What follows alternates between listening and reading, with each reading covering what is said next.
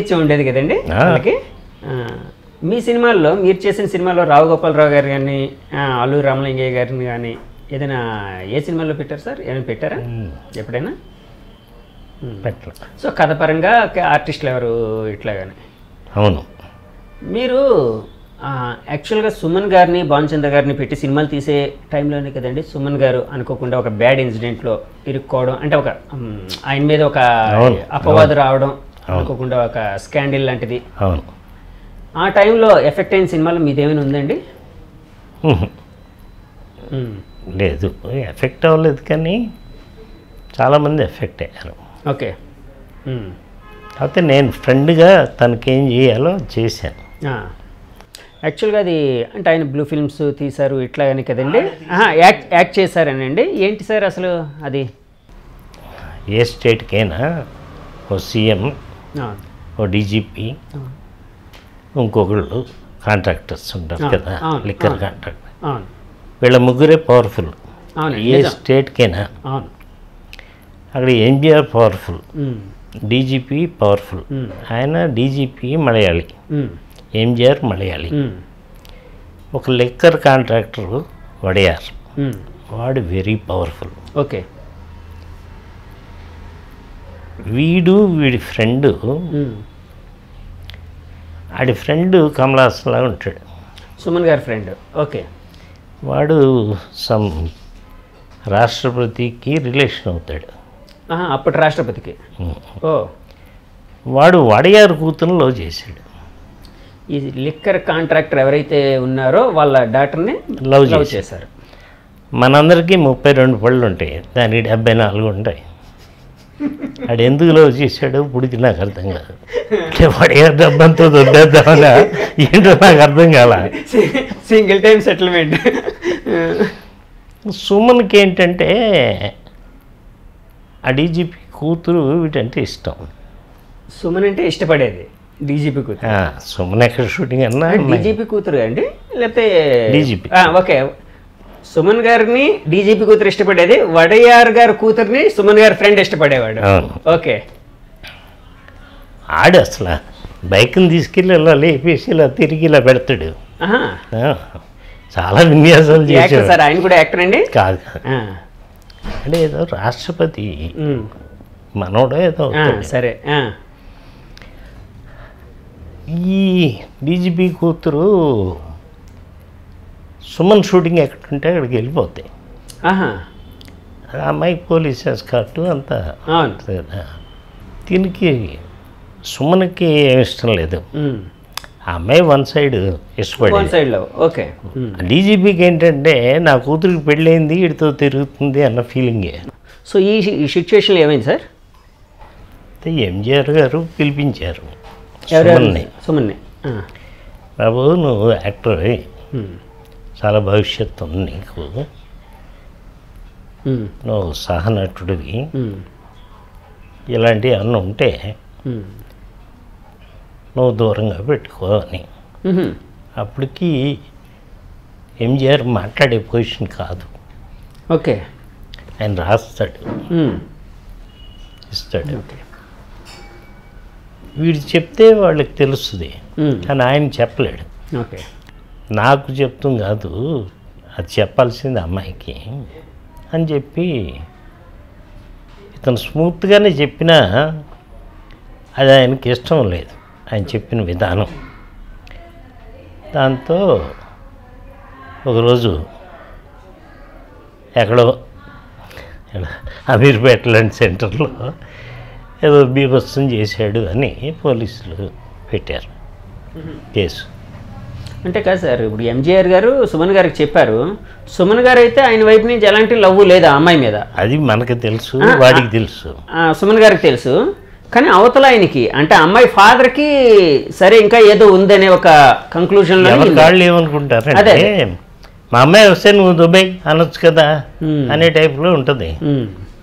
మీ అమ్మాయిని నువ్వు చేసుకోలేవు, ఎదురువాడి మీద పడతావు, అట్లా జరిగింది అది. ఇంకా అప్పుడు అరెస్ట్ చేశారు. వాళ్ళ అమ్మగారు ఇప్పుడు అలెగ్జాండర్ అని గవర్నర్ ఏడీసీ. అవునండి. ఆయన పవర్ఫుల్. తర్వాత ఆయన కూడా గవర్నర్గా చేసినట్టున్నారు కదా సార్, అలెగ్జాండర్ గారు కదా? ఆయన వాళ్ళ అమ్మగారి క్లాస్మేట్. సుమన్ గారు వాళ్ళ అమ్మగారి క్లాస్మేట్.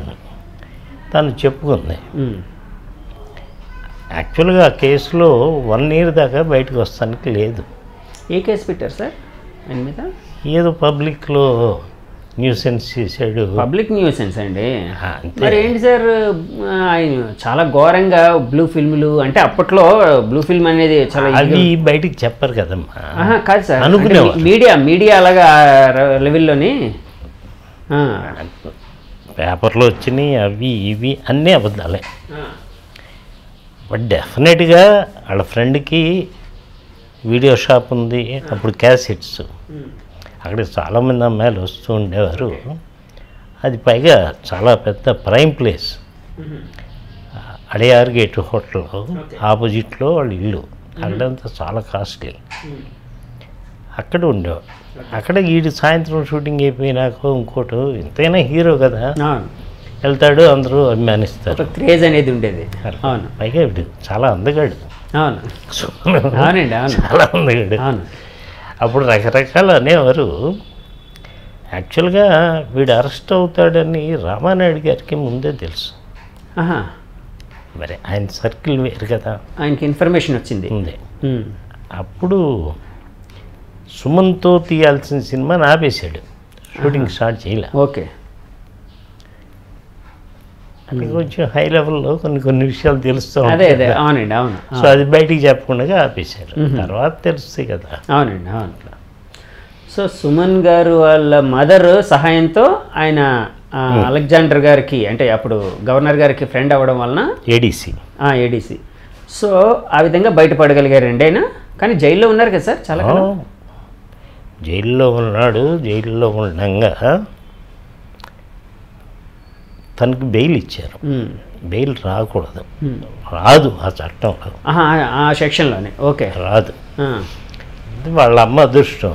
వాళ్ళ అమ్మ ఎప్పుడు దేవుడిని, తన విద్యనే నమ్ముకుంటుంది. తన కొడుకుని బాగా చూసుకోవాలి అనేది వాళ్ళ మదర్ యాంబిషన్. సో ఈవిడ గవర్నర్ని కలుస్తూ ఇవన్నీ చేసేది. మొత్తానికి 2-3 monthsలో బయటకు వచ్చాడు. ఆ కేసులన్నీ మాఫీ అయిపోయి కదండి. అప్పటికి అవ్వలేదు. నేను చెప్పే అప్పటికి అది 85 ఎప్పుడో. నా డాకు 84 అయిపోయింది. ఓకే. 85లో ఇన్సిడెంట్ జరిగింది. అప్పుడు కోర్టు ఏం తీర్పు ఇచ్చిందంటే, ఇన్స్టెడ్ ఆఫ్ జైలు చెంగల్పట్ డిస్ట్రిక్ట్లో ఉండాలి. ఓకే అని పెట్టింది. ఆ చెంగల్పట్ డిస్ట్రిక్ట్లో ఉండేదానికి ఇప్పుడు ఆర్ఆర్ డిస్ట్రిక్ట్ అంటాం. అప్పుడు మదురైలో ఉన్నాడు. మదురైలో తినకు భయం. ఎవడు నన్ను మదురైలో ఉండమని ఎందుకు అంటున్నారు అనే భయం ఉంటుందండి. అవును, వీడు అంటే అవతల వాళ్ళు అంత పవర్ఫుల్ కదండి. అమ్మో. అవును. అక్కడ ఉంటూ 4-5 rooms తీసుకున్నాడు. అంటే ఈ ఫ్లోర్లో అంతా వాడి మనుషులే ఉండాలి. ఓకే. ఉన్నాడు. చాలా కాస్ట్. పైగా సుమను జైలుకి వెళ్ళే ముందు వాడి దగ్గర డబ్బు అంతా ఫ్రెండ్స్కి ఇచ్చేవాడు. సో ఇప్పుడు జైలు నుంచి 5 గంటలకు రిలీజ్ అయ్యి వచ్చాడు. ఫ్రెండ్స్ దగ్గరికి వెళ్ళాడు, డబ్బు ఏమన్నా ఉందా అని. ఎవడో రూపాయి ఇవ్వాల. ఈ రేపు పొద్దున్న ఫ్లైట్లో మదురై వెళ్ళాలి. రేపు పొద్దున మదురైలో 10ంటికి సంతకం పెట్టాలి. ఓకే. అక్కడ పోలీస్ స్టేషన్ ఆఫీషియల్స్ మధ్య సంతకం పెట్టకపోతే మళ్ళీ ప్రాబ్లం. అవును, బెయిల్ అనేది రద్దు అయిపోతుంది కదండి. సరే, ఈలోపు నేను ఆర్ నాగేశ్వరరావు కొడుకు, నేను. ఆర్ నాగేశ్వరరావు అంటే విలన్గా చేసేవారు. ఎన్టీఆర్ గారికి వాళ్ళకి పోటీగా చాలా హైట్గా ఉండేవారు ఆర్టిస్ట్. దొంగరాళ్ళలో మంచి క్యారెక్టర్. అవును, అవును. ఆడు నేను మేమందరం మదురైలకి బస్సులో వెళ్ళాం నైట్. ఈయన్ని తీసుకునండి, సుమన్ గారిని తీసుకుని. ఈడు పొద్దున్న ఫ్లైట్లో వస్తాడు. మరి డబ్బులు ఎలా సమకూరారు సార్? ఆడేదో అదే ఫ్రెండ్స్ అయితే ఇవ్వలేదు. పాపం ఏదో అవస్థలు పడి వచ్చారు. అప్పుడు సారథి అని మేనేజర్ ఉండేవాడు, చనిపోయాడు. తనేదో ఏర్పాటు చేసి ఉంటాడు. ఓకే. మేము మటుకు మా సొంత డబ్బు. మీరు మధురై వెళ్ళిన తర్వాత ఏం చేశారు సార్? అంటే ఆయనకి మోరల్ సపోర్ట్ లాగా? అంతే వెళ్ళి మేము ఒక 3-4 డేస్ ఉండి ఏమవుతుంది అడిగి ధైర్యం చెప్పి మేము వచ్చేసాం. రకరకాల పాత పేపర్లు అన్నీ చూసినప్పుడు తెలిసిన విషయం ఏంటంటే చాలా గాసిప్స్ వచ్చాయి. సుమన్ గారు జైలుకి వెళ్ళడానికి పలానా వాళ్ళ కారణం అని చెప్పి. ఈవెన్ చిరంజీవి గారి మీద కూడా, అంటే అప్పుడు పత్రికలు అట్లా రాశాయి. అంటే అది అడుగుతున్నాను నేను, అంతవరకే నేను. అంటే అందులో నిజం ఉందని కాదు నా ఉద్దేశం. అంటే సుమన్ అనే వ్యక్తి ఒక అందగాడు, అప్పుడే ఒక యాక్షన్ సినిమాలు చేస్తూ ఒక మంచి హీరోగా ఎమర్జింగ్ అవుతూ ఉన్నాడు, ఎదుగుతూ ఉన్నాడు. సో నాకు పోటీ వస్తాడు అనే కాన్సెప్ట్లో చిరంజీవి గారు చేయించారని చెప్పి అప్పట్లో పత్రికల్లో చాలా ఘోరమైన రాతలు వచ్చాయండి. అవి మీరు చూసే ఉంటారు కదండి. అప్పుడు అవి చూసినప్పుడు మీకు ఏమనిపించింది సార్? అవన్నీ అబద్ధాలు. అప్పుడు చిరంజీవి ఏం పెద్ద హీరో కాదు, ఒక్క ఖైదీ ఏదో ఒకటి వచ్చింది. ఎవరి ఇమేజ్లు వాళ్ళకు ఉన్నాయి. డెఫినెట్గా సుమన్ అందగాడు, దాంట్లో డౌట్ లేదు. అలా అని ఒక చిరంజీవి గారు, ఒక సాగర్ గారు ఆ లెవెల్కి చేయలేరు, ఇంపాసిబుల్. ఇది జరిగింది 3 పిల్లర్స్కి మధ్యన, ఒక వడియార్, ఒక డీజీపీ, ఒక ఎన్టీఆర్. ఈ ముగ్గురే ఒక సిటీకి అధిపతులు, తమిళనాడుకి. సో వీళ్ళ ముగ్గురికి జరిగిన అన్యాయమని మీకు నేను చెప్పింది. అందులో వాళ్ళు అన్యాయం అనుకుంటున్నారు, అది అన్యాయం కాదు. అవును.